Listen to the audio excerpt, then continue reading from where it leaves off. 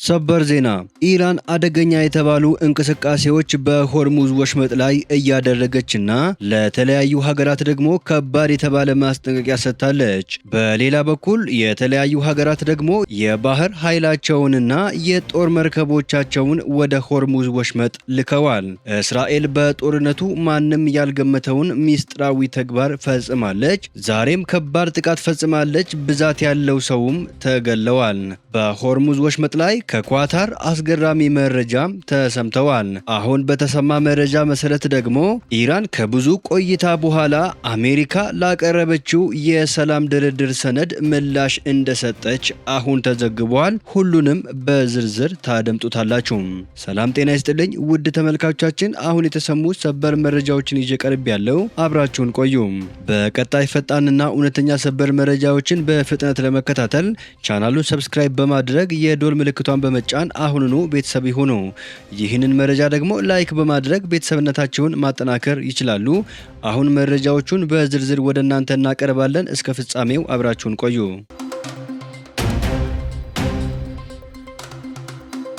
በቅድሚያ ከጥቂት ቀናት በፊት ፈረንሳይ ግዙፏን የጦር መርከቧን ወደ መካከለኛው ምስራቅ ልካለች። ዛሬ ደግሞ ዩናይትድ ኪንግደም የጦር መርከቧን ወደ መካከለኛው ምስራቅ እንደላከች ተዘግቧል።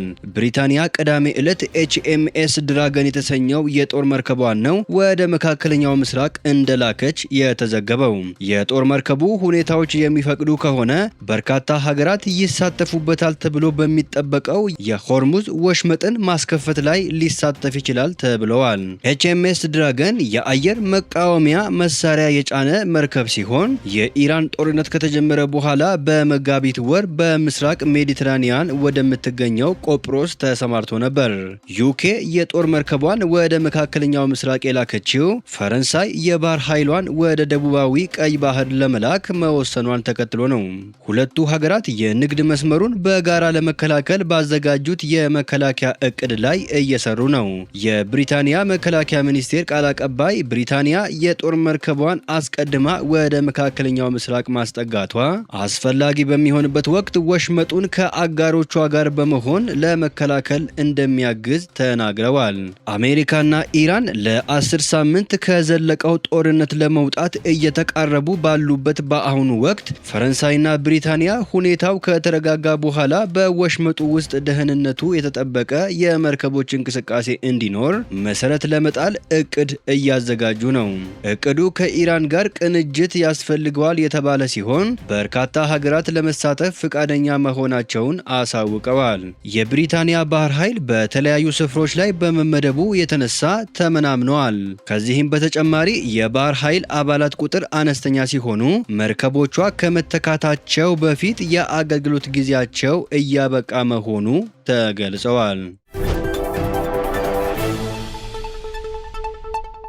እስራኤል በኢራን ለምታካሄደው ጦርነት ኢራቅ ውስጥ ሚስጥራዊ የጦር ሰፈር ገንብታ እንደነበረ ዎል ስትሪት ጆርናል ዘገበ። እስራኤል በኢራን ላይ የምታደርገውን የአየር ድብደባ ለመደገፍ በኢራቅ በረሃ ውስጥ ሚስጥራዊ ወታደራዊ ሰፈር አቋቁማለች ሲል ዎል ስትሪት ጆርናል ዘገበ። ጋዜጣው ጉዳዩን የሚያውቁ የአሜሪካ ባለስልጣናትና ሌሎች ምንጮችን ጠቅሶ የጦር ሰፈሩ መኖሩን ያወቁ የኢራቅ ወታደሮች ላይ የአየር ጥቃት መፈጸሟን ጨምሮ ዘግቧል። እስራኤል ጦርነቱ ከመጀመሩ በፊት በአሜሪካ እውቅና በጦር ሰፈሩ ልዩ ኃይሎችን የሚይዝና ለአየር ኃይሏ ቁሳቁስ የሚያቀርብ ማዕከል ሆኖ እንዲያገለግል አድርጋ ማደራጀቷ ተጠቅሰዋል። የጦር ሰፈሩ ከዚህ በተጨማሪ በጦርነቱ የሚከሰከሱ የእስራኤል አብራሪዎችን ለመፈለግና ለመርዳት የሚችሉ ቡድኖችን ማካተቷን ዎል ስትሪት ጆርናል ዘግቧል። ሮይተርስ የዜና ወኪሉ የዘገበውን ትክክለኛነት ለማረጋገጥ ለእስራኤል ጠቅላይ ሚኒስቴር ቢሮ ያቀረበው ጥያቄ ምላሽ አላገኘም። ባለፈው መጋቢት ወር በአካባቢው የሚገኙ የበግ እስረኞች ሄሊኮፕተርን ጨምሮ ያልተለመደ ወታደራዊ እንቅስቃሴ መኖሩን ማስተዋላቸውን የኢራን ብሔራዊ መገናኛ ብዙሃን ዘግቦ ነበር።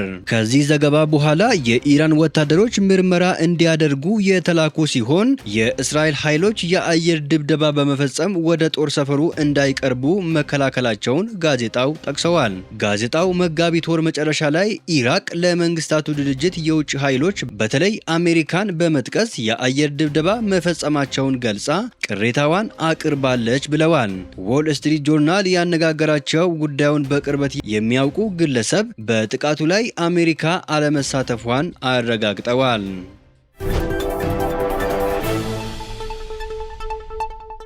ለፓኪስታን ጋዝ የጫነች የኳታር መርከብ በሆርሙዝ በኩል ማለፏ ተገለጸ።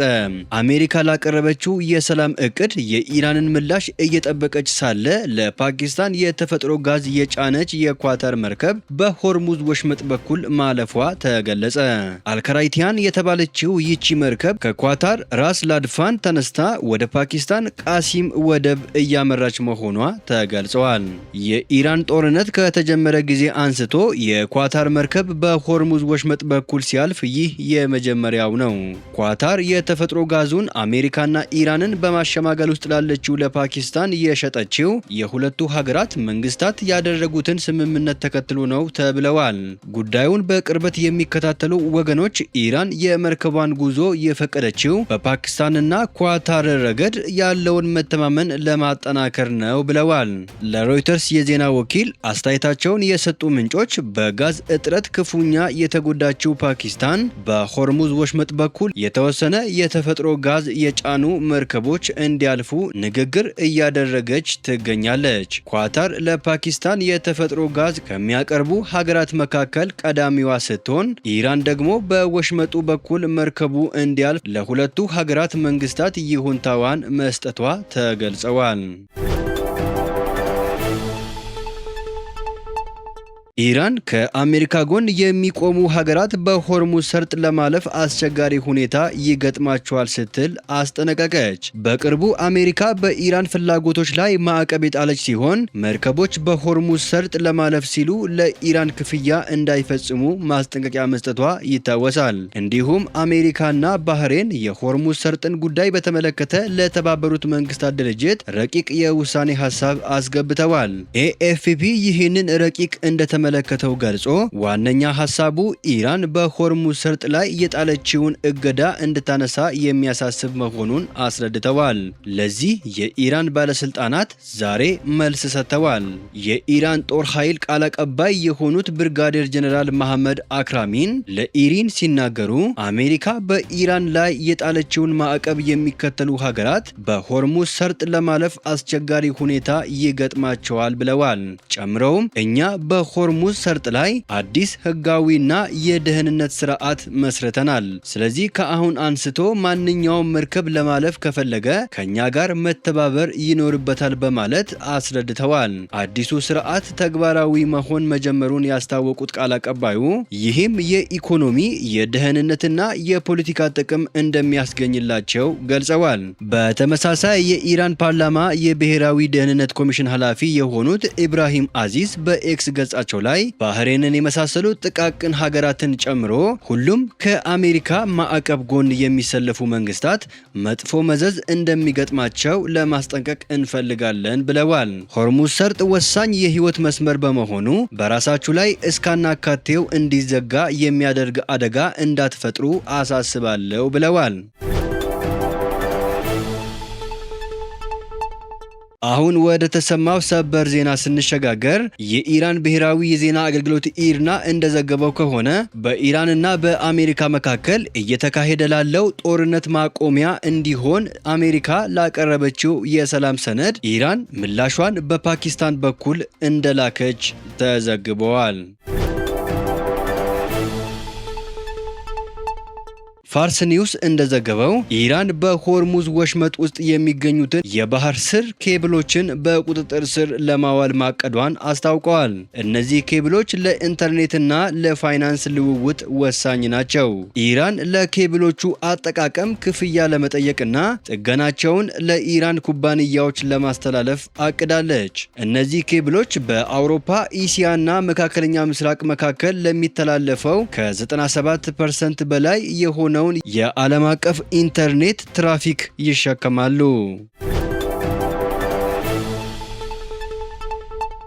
የእስራኤል መከላከያ ሰራዊት ቅዳሜ ዕለት በፈጸመው ከባድ ድብደባ 39 ሰዎች መገደላቸውን የሊባኖስ ጤና ሚኒስቴር አስታወቀ። የእስራኤል ጦር በደቡባዊ ሊባኖስ በፈጸመው ጥቃት አንድ ሕፃንን ጨምሮ ቢያንስ 7 ሰዎች መገደላቸውን ሚኒስቴሩ ይፋ አድርገዋል። እስራኤል በአካባቢው የሚገኘውን ታጣቂ ቡድን ሄዝቦላ ኢላማ ማድረጓን ገልጻ ሰላማዊ ሰዎች ላይ ጉዳት ስለመድረሱ መረጃው ደርሶኛል ብላለች። በእስራኤልና በሊባኖስ መካከል ከ3 ሳምንት በፊት የተኩስ አቁም ስምምነት ቢደረስም ከሄዝቦላ ጋር የሚደረገው ውጊያ ግን እንደቀጠለ ነው። አብዛኛው የእስራኤል አየር ድብደባዎች ኢላማ የሚያደርጉት የሄዝቦላ መሰረተ ልማቶችና ታጣቂዎች ይገኙበታል ተብሎ በሚታመነው ደቡባዊ ሊባኖስ ነው። ቅዳሜ ዕለት የሊባኖስ ብሔራዊ የዜና ወኪል እስራኤል በደቡባዊ የሀገሪቱ ክፍል ጨምሮ ድብደባ መፈጸሟን ዘግቧል። የጤና ሚኒስትሩ እንዳለው በጥቃቱ በመጀመሪያ አንድ ሕፃን ጨምሮ 7 ሰዎች ሲገደሉ 3 ሕፃናትን ጨምሮ 15 ሰዎች ደግሞ ተጎድተዋል ብለዋል። የእስራኤል ጦር በአካባቢው ሽብርተኛው ሄዝቦላ ለወታደራዊ ዓላማ የሚጠቀምባቸው ሕንፃዎች መመታታቸውን አስታውቀዋል። ከጥቃቱ አስቀድሞ በተቻለ መጠን በሰላማዊ ሰዎች ላይ የሚደርሰውን ጉዳት ለመቀነስ ኢላማቸውን ለይተው የሚመቱ መሳሪያዎችንና የአየር ላይ ቅኝትን ማድረግ ጨምሮ የተለያዩ እርምጃዎች ተወስደዋል ብለዋል። አክሎም ጉዳዩ ላይ ምርመራ እየተደረገ መሆኑን ገልጸዋል። ውድ ተመልካቾቻችን ለሰዓቱ የተሰሙ ሰበር መረጃዎች ወደ እናንተ ያደረስናቸው ናቸው። ከሰዓታት በኋላ በሌላ ሰበር መረጃዎች እስከምንገናኝ በያላችሁበት የዓለም ዳርቻ ቸር ቆዩልን። ሰላም ለዓለማችን ይሁን።